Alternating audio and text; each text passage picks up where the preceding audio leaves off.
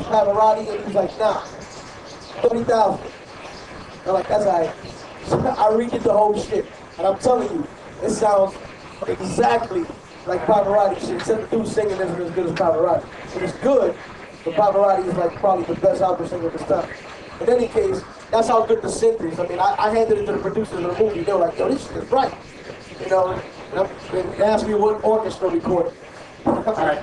The main software you use is Sonar 6. I use Sonar 6 for every one of my projects, including, I don't know if you guys watch ESPN.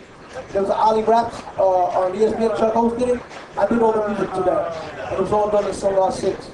And it was nominated for an Emmy Award, which we lost to the fucking Winter Olympics. The hell is that? Who knows what the hell the music to that shit? This is before Pro Tools and all that shit. You know, I was in the little Bill B room in there with an SP1200 and a set of headphones, you know, and some discs, working on some beats. And Eric played bass, guitar, drums, you know, musician, played in bands and that whole thing. He taught me the importance of knowing how a real drummer would actually drum. If I hear another freaking hi-hat track that doesn't stop playing when the open hi-hat plays, then I'm gonna get mad at you. Because the drummer doesn't go tick, tick, tick, tick, tick, tick. You ain't hitting the closed hi-hat if the open hi-hat is there. So think about that. If the guy is hitting two crash cymbals, he's not hitting the hi-hat. You know, there's things that happen along the course. Steve Bajot, Grammy Award winner. My man, what's up? Aretha Franklin. Aretha Franklin. My man right there. My man right here. So, gotta pay respect. In any case, man, when you're doing something like that, try to understand what's happening with what's going on. Now, the reason why everybody's sampling all these dope phrases is because 5 men or 6 men or 10 men in the room bouncing vibe off of each other. The guitar player's like, the bass is like, ooh, oh shit, yeah, all right. When you one dude in the room doing that, how are you bouncing the vibe off yourself? You're gonna tell your left hand that the bass needs to do something different because the guitar is doing this? You're not, because you're doing it linearly. Guitar, bass, and that's what we need. I think we need to start doing as hip-hop producers. Stop being this greedy bastard that wants to get all the credit. Produce, arrange, mix. You're not Prince, yo. Now Prince can do it because he plays all the goddamn instruments. So he can actually say, if I was doing this with the guitar, I would do this with the bass. I know none of y'all can play as good as Prince can on any one of his instruments as I can. And I've worked with Prince. This motherfucker showed me off on purpose to make me feel like, and I'm gonna tell you right now, dude was like, yo, can you play? Can you play? I'm like, that's a great thing, bro. And this, yo, grab the bass. Yo, nice, come on. You know, what you want to do? He was for real. Then he got on the drums. I'm like, damn, I play drums. He plays drums. The only thing I could do he couldn't do was I started scratching. He shut the fuck up. So I was like, all right. He was like, all right, yeah. But see, you know what? Prince can do that. So he can go and Stevie Wonder can do that. They can go back and forth and do that. I think the biggest problem with hip hop in general is the one-man band. One man can't make a vibe that it took 10 men to create. So would you say, as a hip-hop producer, it would help someone to learn how to play different instruments? Definitely. Yeah. Even if you don't learn how to read music, how are you going to tell somebody, yo, you know what, that was real dope, but we're playing in a major key, and you're playing in a minor key, and it ain't working. How can you do that? I ran into that problem with one of the songs on Talking Loud and Saying Nothing. The horn players, on a certain bridge part, where the guitar player was going ding a ding a ding a ding a ding a ding a ding a ding, and they went dun, dun, dun, dun, dun. And the horn players were playing in the major key, and the guitar players playing in the minor key. It's like, okay, now what? Yeah, with some Schoenberg stuff. Yeah, so like if you don't know that, yo, this shit sounds crazy, and you put it out, somebody says, what the fuck was the band doing? Because the horn players came in later to play. So you know what I'm saying? So as a producer, if you don't know that, then you release a record, everybody laughs at you. James Brown as arranged by Igor Stravinsky. Yeah, right, exactly. You know, so, you know, that, I mean, I'm not this fucking virtuoso that can sit there and, you know, Herbie Hancock my way through a session. I can play keys, but I know enough to say, yo, that ain't right. That's a minor key. This is a major key. So what I did was I just took the fucking horns out, I left them off, and I scratched them.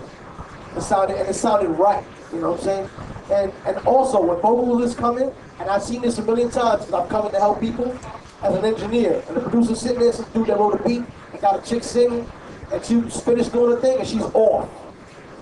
Off key, she's flat, she's whatever.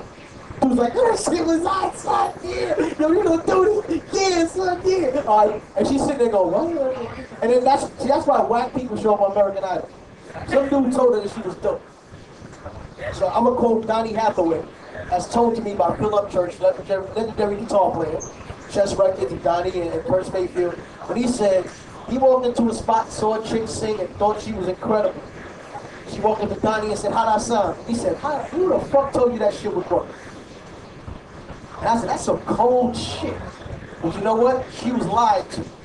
We gotta stop lying to ourselves and say, "Yo, really? What we do right now is we're really lazy." And I say we because I'm not putting it on anybody else.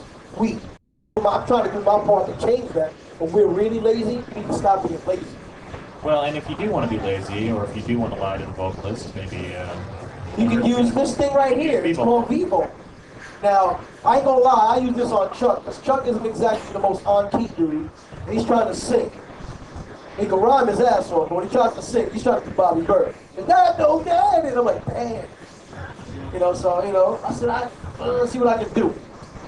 So you load up V-Vocal, and you make the clip, whatever clip it is, you right-click on it, make it a V-Vocal clip. And what it does is it loads it up in here. As you can see, there's a little scale right here. Kind of tells you exactly where all the notes are. Now, as a rule, I don't like to use this globally. What I would do is, I'll fix a note or a couple of notes, but if your ass sings so bad that I have to pick the whole shit, you either do that shit again, and I know while they're singing what I can fix. I'll say, that note is fucked up, and yo, this is a good take, I'll keep it. But if it's like, it's share, I'm like, nah, I'm out of here. This particular case is very easy. That's the waveform, so you can see exactly what pieces are doing what, and you can see where it lies on the scale. So C, C sharp, D sharp, blah blah blah, whatever. Yeah. So basically, I could grab this note right here, or any one of these notes, and move it up and down to wherever I want You it. move it to the note you want it to. Now, if you can't do that shit, then you need to work it This is saying it's or some shit like that. This is saying it's a D4. If I wanted to move it up to a D sharp or an E. And you know what? There's even levels of D sharp. Yeah. Because you know what? You can't play within a note. How many people sampled some shit and when you try to play a bass line to it, you can't find the note. You know why? Because your ass, you did? You know why? Can you tell me? I'm asking you. I'll tell you why. Because you didn't know what note it was playing in the first place. And this is why it's important to know music. Because you know what? This is why live musicians don't want to play with us. They think hip hop is bullshit. Because we don't have any respect for them. You should have said, who gives a fuck? And so what? It's fucking, F minor. And they're like, what? You don't even know what we're doing. You don't respect us enough. So why should they respect us by playing our shit? For years they've done that. Real quick, Juice. I just want to, I just want to explain V-Vocal really quick. So basically, you can control pitch, you can auto-control pitch, you can make changes to pitch, you can control phrasing, you can control vibrato on a note, you can control dynamics. So basically, it turns the vocal track into rubber. You can stretch it to do whatever you want with it. You can make it sound natural, you can make a boy sound like a girl sound like a boy. And the vibrato is very important because I know y'all have too many Keisha Cole wannabes that vibrato every freaking note. What's up, Sharky? Sharky Monster Maker in the house. You can get Ethel Merman on somebody's ass, or you can Ethel Merman, right? Or burn it right down. You guys don't know Ethel Merman. Who knows what Ethel Merman? Told you. Yeah, I know. That's like shout. You don't remember? But, you remember that shit? Come on, not lying, man. Your mom made you watch that shit all Christmas. Stop lying. But I don't want to spend too much time on V-Vocals, so